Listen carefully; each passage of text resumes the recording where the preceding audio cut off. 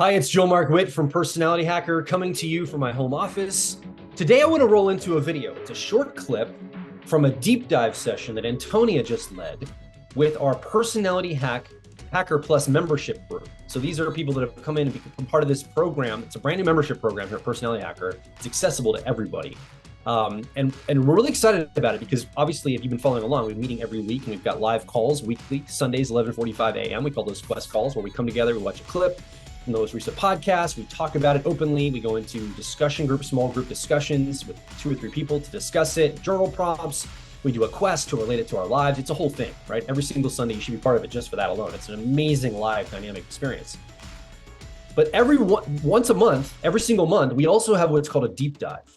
And here we go a little bit deeper. It's not just tuning to the podcast and finding application. We go into deeper concepts and learnings, and we're building up a library, a learning platform and a library of all of these key programs. So I'm going to show you a clip right now from the most recent one called the axis of relating. Now, Antonia goes deep into Dr. John Beebe's concept of the axis of relating to self with our personality types and the axis of relating to others with our personality types. So I'm just going to show you the first 10 minutes of this so you get a snapshot of what these deep dives are like. Because if you join the Personality Request membership, you're going to get one of these deep dives every single month. We're constantly adding to this library of content, and we're looking to further expand the understanding of how we can know about personality type in general, the theory, but also how it applies to the self in a much deeper way. So we have some of these more accessible calls once a week, but also this deep dive once a month. And I'd love for you to be part of it. If you'd like to join our membership, head over to personalityhacker.com/membership. And just sign up. It's a monthly subscription. You can be part of this every single week as we take off these live calls. But this deep dive is what I want to tune us to today. So let's go into that video now and get a sense, get a taste for what these deep dive sessions feel and look like. This is referencing our friend and mentor, Dr. John Beebe's concept of the axis. I'm just calling it the axis of relating. So this will all be culminating in what is an axis of relating and what could he possibly be talking about? So Dr. John Beebe, if you are unfamiliar with him, he's the one that came up with the, what's called the 8-function model, which marries Jungian archetypes being sort of these primordial imaginings of types or concepts that live with us and have lived with us since humans were humaning. The reason why it's primordial is because it's languageless. An archetype is effectively a concept that you don't really have to put into language for it to be immediately obvious. For example, if you see a picture of a mother with a child, nobody has to explain to you what's going on in that picture, right? You instantaneously and immediately understand what that is. And that is what an archetype is. It's a concept that has been with us for a long time and doesn't really require language to truly understand. If you see a picture of, like Superman with his cape waving, we immediately know that that's a hero. In fact, you don't have to be a part of the culture. You don't have to be familiar with the figure of Superman to see in the stance and the cape and the way he's standing with his head up to the sky and with this sense of heroism. You just immediately know, well, that's a hero in that culture's lore. And so archetypes are these concepts that are inside of us, that all of us identify with. And the reason why is because we have all of them inside of ourselves. Archetype is a word that Carl Jung himself invented. And I believe, actually, he might have mildly stolen it from one other person, but it's largely believed that he's the person that invented the word. And if he didn't invent the word, he definitely popularized the concept. Now, archetype is a word that we use in media now. It's something that all of us sort of are familiar with, but he was the person who really helped us understand that there are ideas that live inside of us that are also living out here, meaning that we sync up to the outside world with our own minds and vice versa. They influence us, we influence them. And this concept of an archetype is something that we're going to, throughout our lives, see given to us, imprinted upon us, frequently communicated to us in all sorts of different formats and platforms, because it's a shared language, right? Again, you have a picture of a mother and child, and we don't really have to put articulation or language to it. We just immediately know what's going on. And so we get archetypal information all the time. We're constantly communicating with each other through archetypes. And so Dr. John Beebe married Jungian cognitive functions and how Myers-Briggs had determined to separate them out. He married this idea of those first four functions, which, if you are familiar with the car model, we call it the driver, the co-pilot, the 10-year-old, and the 3-year-old. But it's also technically called the dominant, the auxiliary, the tertiary, and the inferior. So if you are familiar with your cognitive functions, that's going to be helpful in this particular presentation. And if not, then you can probably ask people in the chat room, and there are plenty of enthusiasts here that can help you break down what your cognitive functions are for your best fit type. So Dr. John Beebe came up with this concept that you can take those first four functions, but also the four functions that we don't really think of being associated with our type, because there's four more, since there are 8 Jungian functions in total. So what do you do with the other 4? And he created a model that stacked all 8 of the cognitive functions and communicated how each of us, depending upon our best fit type, relate to all 8 of those functions. And then he also applied to them certain archetypes, certain energies. One of the easiest ones to understand is our driver, our dominant cognitive function. And this is what he called our hero function. This brings with it the energy of a hero, which we don't really need to have explained to us. What it effectively means is that we enter the world assuming that our first function is going to be the right tool for every job, that is going to solve all the problems. And that when we bring this part of ourselves forward, we take on the energy of a hero, and so on down. So John came up with this beautiful model that helps us access different parts of our personality through this language of archetypes. So where he really tapped into this, though, is going all the way back to Carl Jung's work. Now, again, John is he's in his 80s now.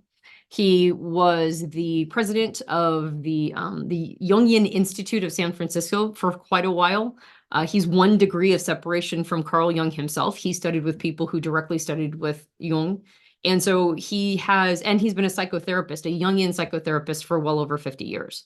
So he has a bunch of credentials under him, right? And he's been studying these concepts in not just theory, but also in practice, in his therapeutic practice, for decades and decades and decades. And so when he talks about these dynamics, particularly in some of his essays or in some of his books, the realism, the practical application can sometimes get lost in the theoretical concepts, because you kind of have to wrap your head around the theory to begin with. But what I'd like to do is take one of those concepts, the axis of relating, and determine, how does this actually show up in my life in a practical way? How do I tend to engage with this, not just in a theoretical way, but actually in a very realistic, grounded, this is what's going on for me sort of way. So that's where we're culminating to. But before we get there, I want to walk through Jung's, Joel already talked a little bit about 4 different aspects of ourselves, but I want to at least set the groundwork for what one could call Carl Jung's primary archetypes that he was trying to communicate in his work. And as we go through those, this is just sort of an overview to make sure that you're familiar with this concept enough so that when we get to axis of relating, it'll feel a little bit more grounded. You'll have a little bit more of an on-ramp to the concept itself. All right, so let's dive into that. All right, so Carl Jung's 4 primary archetypes are called the persona, the ego, the shadow, and the whole self.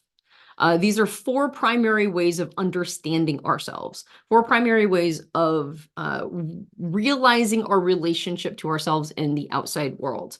And without understanding these 4 aspects, sometimes our relationship to other people and our relationship to ourselves can get kind of complicated and difficult and a little bit esoteric. The archetype might sound a little bit, I don't know, itself, it might sound a little bit esoteric, but actually it ends up creating a lot of very really nice on-ramps. So let's dive into what persona, ego, shadow, and whole self even means. So the persona is the part of ourselves that we choose to show the rest of the world, because nobody can know the full us, right? Nobody can know 100% of who we are. In fact, we don't even really know 100% of who we are, and we won't discover it in a single lifetime. We'll die before we actually know all of ourselves. So the idea that we could present our 100% authentic self to the outside world is it's kind of a big ask, right? It's too heavy a lift because we're still ourselves trying to figure out ourselves. So what the persona does is it acts as a middleman. It's the portion of ourselves that we choose to show the world at any given time in any given context. And so it's an access point between ourselves and our environment. And it's not something to be gotten rid of. It should be seen as a necessity. It's a necessary aspect of who we are. Now, the persona gets a bad rap, right? We call it a mask we wear, or something that, is the fake part of ourselves. And in fact, persona comes from the word mask. But it comes from the word mask in Greek theater. And the reason why masks were necessary, and you probably have seen the legacy of Greek masks in the happy face or the sad face, like to indicate that you're in theater now or drama.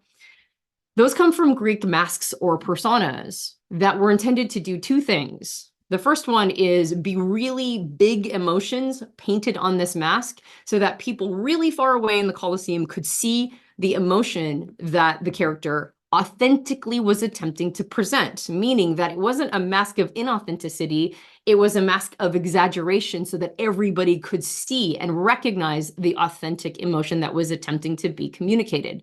So it wasn't a mask of lying. It wasn't a mask of deceit. It was a mask of communication.